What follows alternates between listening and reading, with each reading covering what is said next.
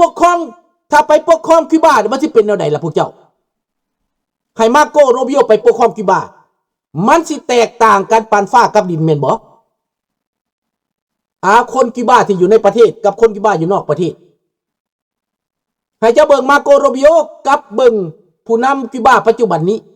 ไกลการปานฟ้ากับดินแม่นบ่ความสามารถนั่นน่ะบทบาทนั่นน่ะนี่ให้เจ้าเบิ่งเอาเท่านั้นดังนั้นคิวบานี่มีการเปลี่ยนแปลงแน่นอนบ่น้อยละบ่น้อยก็หลายละมีการเจรจาละผู้นำโคลอมเบียยอมละโทรมาเจรจากับทรัมป์และ2 ชั่วโมง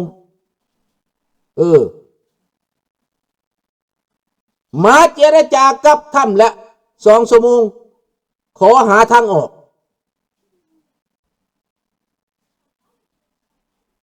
นี่แบบหาทางออกพี่น้อง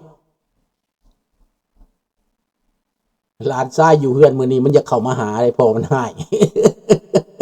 โทษเด้อพี่น้องเด้อเพิ่นว่าพอว่าเพิ่นว่าตรายอินตรายเพิ่นว่าซั่นดิหลานชายอยากเข้ามามันได้ยินเสียงเด้เนาะมันบ่ได้ไปโรงเรียนมื้อนี้วันเสาร์เนาะแล้วพี่น้องให้จื้อเอาเด้อให้คิดเบิ่งการเปลี่ยนแปลงครั้งนี้สะเทือนไปทั้งโลกทำอิฐเขากระโจมตีเท่าถ้ำเดี๋ยวนี้การโจมตีเท่าถ้ำมันน้อยลงเว้าหยังกับแปลว่าตกไปน้ำตกไปน้ำลมเบิดเพราะว่า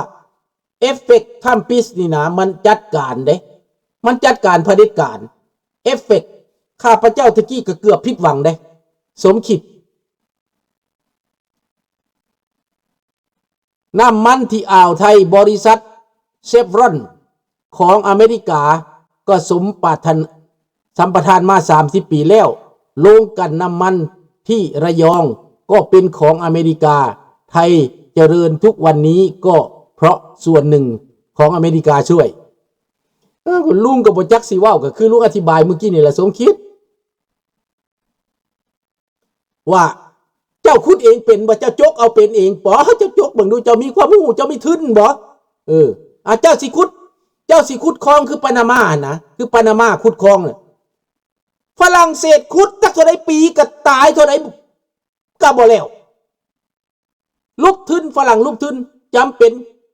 ธรรมดาฝรั่งเพิ่นใหญ่เดี๋ยวเพิ่นสิมาขุดคลองนั่นน่ะบ่แล้วฝรั่งขุดบ่แล้ว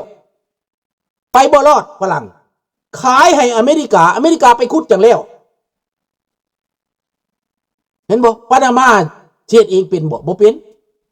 คือประเทศไทยเฮาอยากได้คลองคือกันแม่นบ่อยากได้คลองประเทศไทยเฮานี่นะอยากขุดคลองลัดระวังอันนั้นน่ะเพื่อสินำประโยชน์เอาคนมาผ่านหั่นแล้วก็จะได้เงินไผเป็นมาจรจัดเอาเข้ามาปรับระวังเด้อเพื่อมาจรจัดระวังตัวเองเด้อ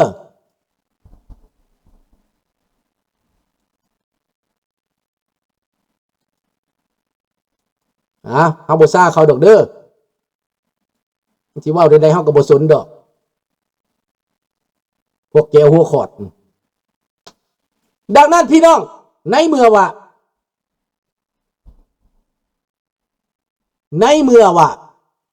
เฮาบ่มีทุนเจ้าสิขุดเจ้าก็บ่มีทุนและวิชาการเจ้าก็บ่มีเครื่องมือเจ้าก็บ่มีคือเขานี่เขาขุดนะมันง่ายเด้เขาขุดน่ะเห็นบ่บริษัทต่างๆเขามีเงินเด้ในไทยก็มีเดี๋ยวนี้ไทยขุดพื้นดินรถไฟใต้ดินเขาขุดได้เด้พวกนั้นขุดได้พวกเขามีเครื่องมือเด้เขามีเครื่องจักรเขามีเครื่องกลจักรใหญ่เด้ดุดไปพื้นดินพุ่นเห็นบ่แต่ว่าต้องมีเงินต้องมีทุนเห็นบ่ได้เขาบ่มีผู้ลงทุนนี่คลองอีหยังก็คลองคอนกะคลองรถกะหั่นก็คือกันบาทนี่ประเทศที่ร่ำรวยน้ำมันที่สุดนะโควิดบ่ซาอุดิอาระเบียบ่มันรวยมาจากอังกฤษอเมริกาเขาลงทุน อันที่ไปกล่าวหาเขาว่าสิไปเอาน้ำมันเขาน่ะบ่ต้องอิจฉาดอกสบายดีสมดีให้เจ้าคิดเบิ่งว่าอเมริกาไปหั่นก่อนสิใช้น้ำมันได้5 ปีเขาต้องลงทุนประมาณ100 ล้าน100,000 ล้านได้บ่แม่น100ล้านได้ต้องลงทุนอย่างน้อย50 บิลเลียน50,000 ล้านไปจังสิใช้ได้จังสิเห็นผลคนเวเนซุเอลาจังสิได้รับผล5 ปีต้องใช้เวลา5 ปีน้ำมันนั้นได้มาแล้วมีแต่รัสเซียกับจีนที่เฮ็ดเป็นขนาดแคนาดาเฮานี่ก็ยังตองบ่ได้ในน้ำมันน่ะมันนักโพดน้ำมันอันนั้นเครื่องมือที่ตองได้มีแต่อเมริกาเขาเตรียมพร้อมเขามีหมดน้ำมันเขาห้องว่าน้ำมันมันมีหลายชนิดเนาะตัวนี้เหนียวหนืดที่สุดตัวนี้น่ะเป็นยาหมักต่อยหลายที่สุดตัวนี้น่ะมันเหนียวหนืดต้องอาศัยเครื่องเทคโนโลยีอเมริกาเคมีของอเมริกาเขาต้องลงทุนมหาศาลดีบ่ดีเขาสิบ่ไปลงทุนซ้ำนะมันบ่คุ้มค่าแต่เรื่องการเมืองนี่ความปลอดภัยความมั่นคงของอเมริกานี่ต้องจัดการบ่ให้จีนมาตั้งฐานทัพในเวเนซุเอลาบ่ให้รัสเซียมาตั้งฐานทัพในเวเนซุเอลาอันนี้ถูกต้องพี่น้องถูกต้องเขาจะบ่ให้คนเวเนซุเอลานี่ต้องตกเป็นทาสรัสเซียไปอีก100 ปีตกเป็นทาสจีนไปอีก100 ปีเขาบ่ให้เป็นอีกอีตาถ้ำสายตาเรากว้างไกลก่อนเราสิตายได้สร้างคุณงามความดีไว้สาธุเด้อปู่ตุถ้ำให้เจ้าอายุยืนเด้อนี่ให้เจ้าอายุยืนเจ้าเห็นไก่เจ้ามองไก่เจ้าบ่จำเป็นเห็นหยังก็ได้เพราะเรารวยบ่แห้งแล้วเท่าถ้ำบ่ต้องเฮ็ดหยังอีก10 ปีข้างหน้าเราอาจจะตายแล้วแต่ว่าเราสร้างปลดแอกให้คนเวเนซุเอลาแล้วปลดแอกให้ตอนนี้เจ้าสิบ่ฮู้คุณค่าของเราดอกถามว่าเป็นหยังพวกฝ่ายค้านของเวเนซุเอลาบ่อยากดีใจปานใดว่าเราไปปล่อยให้อีนายนี่คุมไปเจ้าเข้าใจบ่วิธีเปลี่ยนการปกครองนี่เขาเปลี่ยนลงแบบเบาๆ6 เดือน1 ปีให้เจ้าคอยปล่อยอำนาจลงมาคอยกำกับนำเจ้าและเจ้ามีการเลือกตั้งให้เจ้าไปแบบประชาธิปไตยคันสิเฮ็ดตอนนี้ทหารก็สิเกิดศึกเกิดโอลหนกันขึ้นแบบอิรักนะหรือแบบลิบีนะฆ่าฟันลันแทงกันบ่จบนะเดี๋ยวนี้เขาให้ทหารยอมรับปริญญาไปรวมมือกับประธานาธิบดีรองประธานาธิบดีรวมมือกันกับทุกฝ่ายในการเริ่มต้นในการซักฟอกล้างแปลงอันนี้ต้องไปตามนี้เขาจึงบ่เปลี่ยนทายแบบ 100% โลดถ้าเปลี่ยนทายแบบ 100% โลดทหารกับยังเป็นของฝ่ายนั่นอยู่แบบเขมรนั่นไปบ่ได้เห็นบ่เปลี่ยนปั๊บเขาก็มีบทเรียนในเขมรนั่นแหละนี่เอารณฤทธิ์มาเป็นนายกแล้วไปได้บ่ล่ะเอาฝ่ายค้านมาเป็นนายกเลือกได้ปั๊บทหารยังเป็นของฝ่ายนั่นอยู่ตำรวจยังเป็นของฝ่ายนั่นอยู่ไปบ่ได้เขมรน่ะเป็นบทเรียนของเขาดังนั้นตาถ้ำจึงบอกให้เจ้าปกครองแบบเจ้านี่แหละแต่ต้องลงแบบนี้เจ้าต้องไปตามนี้อีนายเราญาตินี่เรารวมมือดิเรารวมมือกับอเมริกาเพื่อกำจัดพวกทหารกำจัดนั่นเห็นบอกกำจัดตำรวจให้มันไปตามหลักการนั่นต้องเข้าใจเลิกต้องอ่านไกลๆต้องอ่านยาวๆบ่แม่นเจ้าอยากได้แต่แม่นแล้วเจ้านั่งในทีวีเจ้าล่ะว้าวโจมตีอยู่เบิดมือเบิดเว้นทำจังสั้นทำจังซี่บาดเดี๋ยวนี้ได้เพิ่นเว้ากันว่าห้อยเฮาโจมตีแต่ตาถ้ำหลายบัดเราตัดหางเฮาปล่อยนี่เฮาสิเป็นจังได๋นี่เพิ่นว่าอยู่ได้นะญาติอีตาถ้ำตัดหางปล่อยอยู่บนใดก็แม่นเราคุมได้เบิดเลยเฮ็ดจังได๋ล่ะเจ้าแบบนี้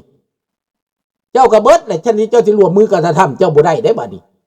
สิเข้ามาใกล้เวเนซุเอลาก็บ่ได้สิเข้ามาใกล้อิหร่านก็บ่ได้บัดนี้พูดอะไรอิหร่านก็เป็นคนตาถ้ำไปอยู่แล้วบัดนี้ในอันเวเนซุเอลาคนตาถ้ำไปอยู่อันพวกโจมตีสิไปอยู่ไสล่ะบาดนี้โอ้ยสงสารผู้เจ้าเด้เนาะ พวกกฎหมายสากลทั้งหลายกฎหมายสากลบ่มีความหมายหยังในเมื่อกฎหมายสากลเฮ็ดหยังบ่ได้กฎหมายสากลเอื้อคุ้มครองปกป้องเผด็จการกฎหมายสากลแล้วถ้าทำแล้วบ่เอาตัวนั้นน่ะเข้าใจระบบ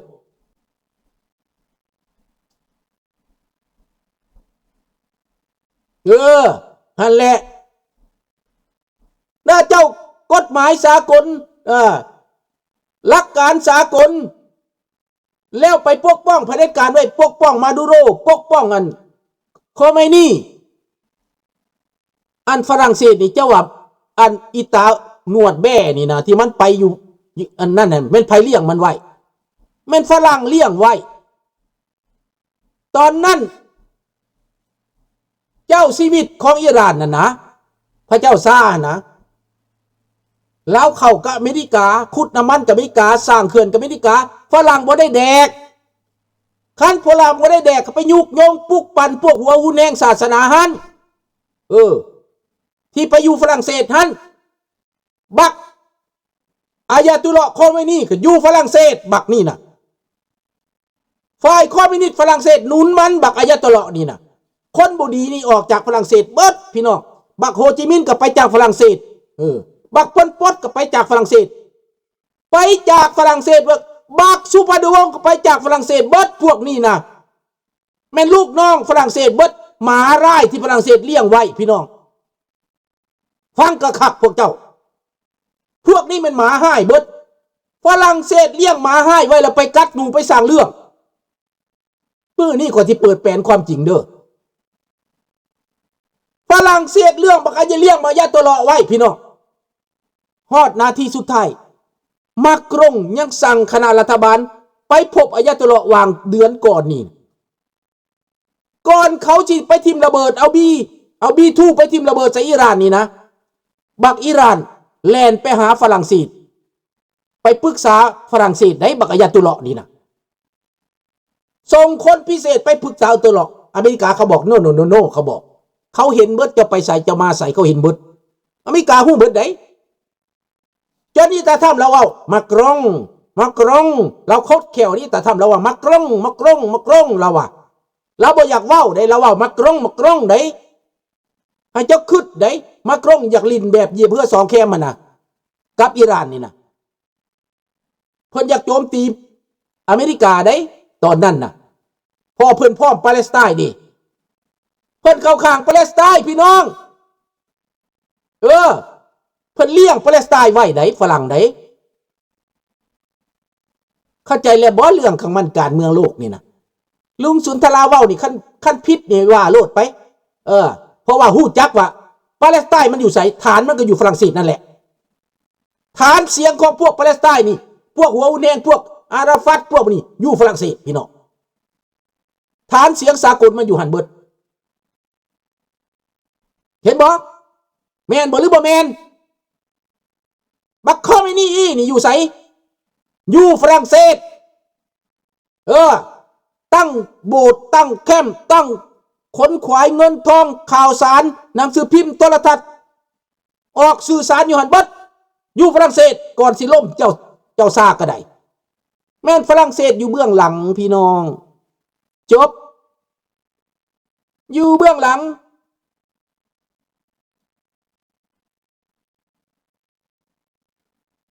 รัฐบาลลาวกักตัวบักเดชอุดมไว้อยู่ในลาวมันกับอเมริกาบ่ได้อาจจะเป็นเพราะว่า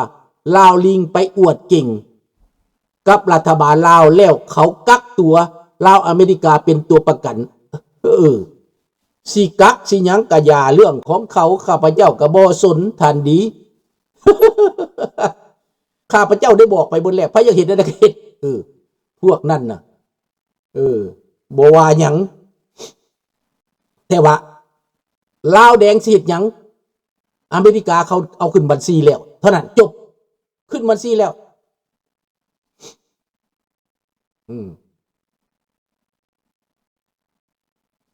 ดังนั้นพี่น้องเอาไปเบิ่งเด้อผู้ใดอยากรู้จักว่าบักอายาตุลลอฮ์โคเมนีหาเสียงในฝรั่งเศสขนขวายในฝรั่งเศสโฆษณาส่วนเสือในฝรั่งเศสในเรื่องเมเดียฝรั่งเศสโทรทัศน์ข่าวสารหนังสือพิมพ์เข้าข้างบัก อายาตุลลอฮ์โคเมนีเบิดต่อต้านพระเจ้าซาร์